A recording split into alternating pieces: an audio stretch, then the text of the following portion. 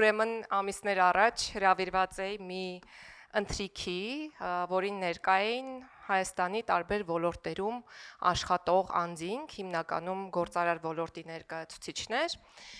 եւ նրանցից մեկն ում առաջին անգամ էի տեսնում, իրականում բոլորին երևի առաջին անգամ էի տեսնում, որոշեց խմել իմ կենացը եւ մեծ գնահատանքի արժանացրեց իմ հաջողությունները, իմ կատարած աշխատանքը, իմ արտաքին երևի գեղեցիկ տեսքը, ասելով դուք շատ լավն եք, սիրուն եք, հաջողակ եք եւ այլն եւ այլն, եւ նրա գործընկերներից մեկը իրեն շարունակեց հետեւյալ մտքով. երևի դրա հետ մեկտեղ նաեւ դժբախտ։ Ես ասացի չէ, ու մտածեցի երևի հենց այդպիսին է հասարակության պատկերացումը սոցիալական, հասարակական ակտիվ կյանք վարող, հաջողակ, աշխատող կնոջ մասին։ Կներեք, բայց ես չեմ համապատասխանում ձեր ակնկալիքին եւ կներեք, բայց դժբախտ չեմ։ Կարծում եմ կհամաձայնեք, որ հասարակությունում կնոջ դերի հետ կապված շատ խիստ սահմանափակ պատկերացում կա։ Որպես կանոն, կնոջը վերագրվում է հստակ դեր՝ լինել լավ դուստր, լավ կին, լավ մայր։ Միևնույն ժամանակ մեզ միշտ մաղթում են կանացի երջանկություն, որը ես այդպես էլ չհասկացա, թե ինչ է։ Մեզ ասում են եղեք երջանիկ, ամենակարևորը կանացի երջանկությունն է, բայց մեզանից պահանջվում է անել մի շարք բաներ։ Օրինակ, մեզանից պահանջվում է լինել խելացի, բայց ոչ այնքան, պահանջվում է լինել իմաստուն, բայց ոչ թե ավելի շատ խոսել, այլ լռել, մեզանից պահանջվում է լինել նրբանկատ, բայց չնկատել այն, ինչ պետք չէ նկատել, մեզանից պահանջվում է լինել խոհեմ, մեզանից պահանջվում է լինել այսպիսինը, այնպիսինը, սիրուն, զվարճալի, մշտապես չհոգնող։ Այո, մեզանից շատ բան է պահանջվում եւ իրականում դժվար է բավարարել այդ ակնկալիքը, որը կախված է մեզ վրա։ Եվ առաջին հայացքից գուցե եւ հեշտ է համակերպվել բոլոր այդ պահանջների եւ ակնկալիքների հետ եւ չտալ ինքներս մեզ հարցեր։ Բայց մի հարց էլ է առաջանում այս դեպքում, արդյոք այն դեպքում, երբ մենք ինքներս ենք ընտրում մեր կյանքը, կամ մեզ թվում է, որ մենք ինքներս ենք ընտրում մեր կյանքը, արդյոք այդ պահանջները ինքներս մեր կանանց ներսում այնքան խորը չեն, որ ընկած չլինեն մեր ցանկությունների ձևավորման հիմքում։ Սա շատ բարդ հարց է, իրականում սրա մասին կարելի է խոսել շատ երկար։ Ես ուզում եմ ասել, որ ես ինքս եմ ընտրել իմ ճանապարհը, ինքս եմ ընտրել այն կյանքը, որն ունեմ հիմա եւ ընտրել եմ հենց այս կյանքը եւ շատ ուրախ եմ այդ կապակցությամբ եւ ուրախ եմ նաեւ, որ դժբախտ չեմ։ Հետաքրքիր ֆենոմեններ կան կանանց հետ կապված իրականում։ Ես ուզում եմ գնալ իմ դասավանդման վաղ տարիներ, այնպես է ստացվել, որ ես դասավանդել եմ շատ վաղ տարիքից ու դասավանդել եմ տարիքով ավագ սերնդին, որոնք ինձնից մեծ աշխատանքային փորձ են ունեցել եւ այո, դժվար էր ու պահանջվեց ժամանակ։ Նախ ժամանակ, որպեսզի ինձ լսեն, հետո մի քիչ էլ ժամանակ պահանջվեց, որպեսզի ինձ հետ ինչ որ հարցեր քննարկեն, հետո մի քիչ էլ ժամանակ պահանջվեց, որ լսեն եւ ընդունեն իմ կարծիքը ու նույն իրավիճակն էլ իմ հիմնական աշխատանքային վայրում էր, որը հիմնականում տղամարդկանց միջավայր էր։ Եվ իմ բախտը բերեց, որովհետեւ ես շատ համառ եմ ու նաեւ իմ դեպքում այն ժամանակը, որ պահանջվեց, բավականին կարճ էր եւ արդյունքում ես դարձա բացառություն, որին կարելի է եւ պետք է լսել, ինչ խոսք, ինչ որ պահի շատ հաճելի է լինել բացառություն, ինչ որ մի պահ, մի շատ կարճ պահ, շատ զգացված էի ինձ զգում, որովհետև ես բացառություն էի։ Հետո հասկացա, որ բացառությունները երբեք համակարգ չեն փոխում, բացառությունը միայն դիպված է, իսկ համակարգը փոխում է օրինակը, օրինաչափությունը, եւ ես որոշեցի դառնալ օրինակ։ Ցավով պետք է ասեմ, որ ժամանակի ընթացքում հանդիպել եմ կանանց, ովքեր հաջողել են եւ նախընտրել են մնալ բացառություն, ոչ թե օրինակ կամ օրինաչափություն, եւ այդպիսով սահմանափակել են իրենց շրջապատում գտնվող կանանց ռեալ հնարավորությունները։ Եվ այն միտքն ունեմ, որ գուցե ինչ որ ներքին խնդիրներից է դա գալիս, որոնց մասին եւս կարելի է երկար խոսել, բայց միշտ նախընտրելի է լինել օրինակ եւ դառնալ օրինաչափություն։ Մասնագիտական զարգացման հետագա ճանապարհին ես մշտապես փորձել եմ վարել սեռի տեսանկյունից բալանսավորված կադրային քաղաքականություն։ Թող ինձ ներեն բոլոր տղամարդիկ, մենք ձեզ շատ սիրում ենք, բայց իմ անձնական փորձն ինձ ցույց է տալիս, որ որպես կանոն, կին աշխատողները շատ ավելի պատասխանատու են, շատ ավելի կազմակերպված են, պակաս խոցելի են սոցիալական կապերի տեսանկյունից, շատ ավելի քիչ են հակված շեղվել բարևարքության հիմնական սկզբունքներից, բայց արի ու տես, մշտապես ինչ որ պաշտոններում կանանց նշանակելիս հարց է առաջանում.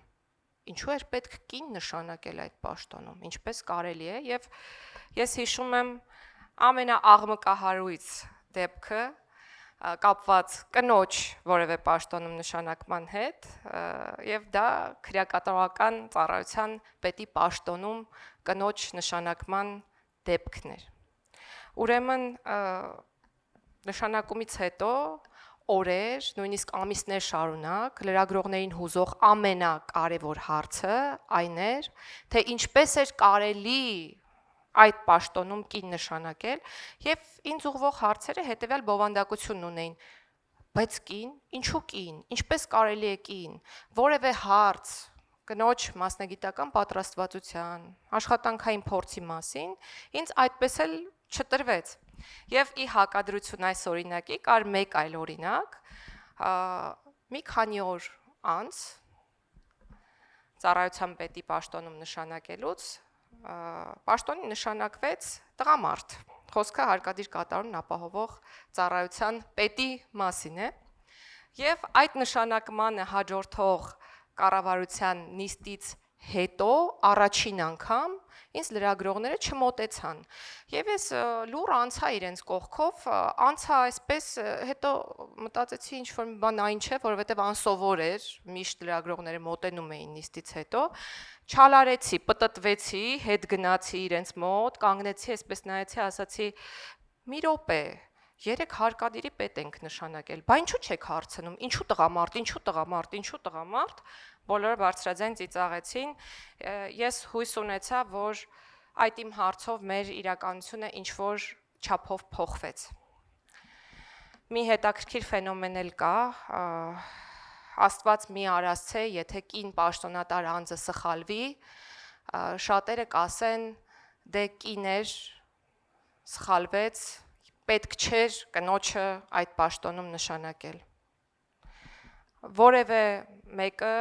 տղամարդու դեպքում, եթե տղամարդը նույնաբովանդակ սխալ գործի, չի ասի, դե տղամարդ է, դրանից է։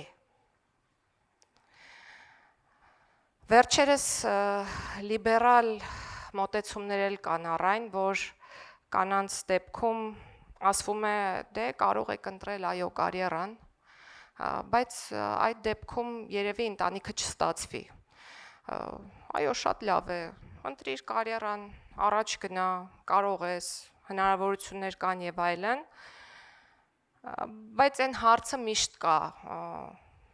աշխատանք թե ընտանիք։ Նկատել եք, երբեք որևէ տղամարդ նման ընտրության առաջ չի կանգնել։ Երբեք որևէ մեկը չի հարցրել տղամարդուն, ինչ ես նախապատրաստվում անել ապագայում, ինչ ես ընտրելու, աշխատանք թե ընտանիք։ Ենթադրվում է, որ երկուսն էլ միաժամանակ տղամարդու ունենալու է, իսկ այդ կնոջ դեպքում ամեն ինչ հարցականի տակ է։ որովհետև հաջողակ կինը ենթադրվում է, որ հաջող ընտանիք գուցեև չկարողանա ստեղծել եւ գուցե այստեղից է գալիս ինձ դժբախտ որակելու միտումը։ Շատ լավ, որակեք ինչպես ուզում եք, ես կլինեմ օրինակ, ես ինքս եմ ընտրել իմ ճանապարհը եւ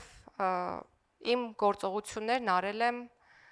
ամենայն պատասխանատվությամբ։ Եվ այն միտքն ունեմ, որ օրինակները ինձպես շատանալու են եւ մենք ապրելու ենք մի հասարակությունում, որտեղ կենտրոնում, ամեն ինչի կենտրոնում մարդն է, որը գնահատվում է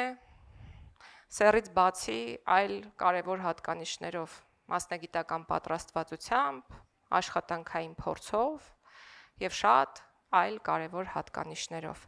Եվ ի վերջո առողջ հասարակություն կարող են ձևավորել կին ու տղամարդը միասին, աշխատելով ուսուսի տված։ Լինի դա պետական կառավարում, արտադրական հոսքագիծ, ժամացույցի մեխանիզմ,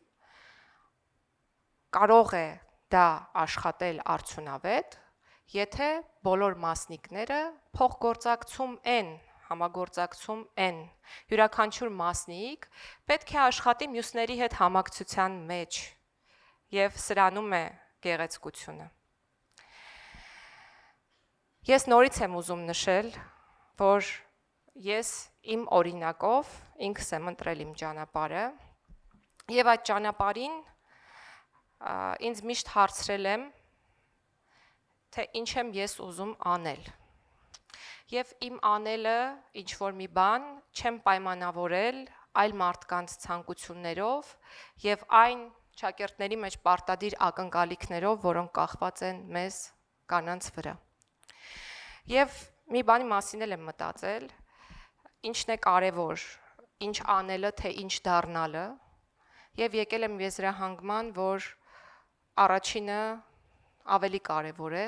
եւ այս հարցը ինքներս մեզ տալը այն գործոնն է, նշանակալի ազդեցություն ունեցող գործոնը, որը ձևավորում է մեր հետագա ճանապարհը։ Ես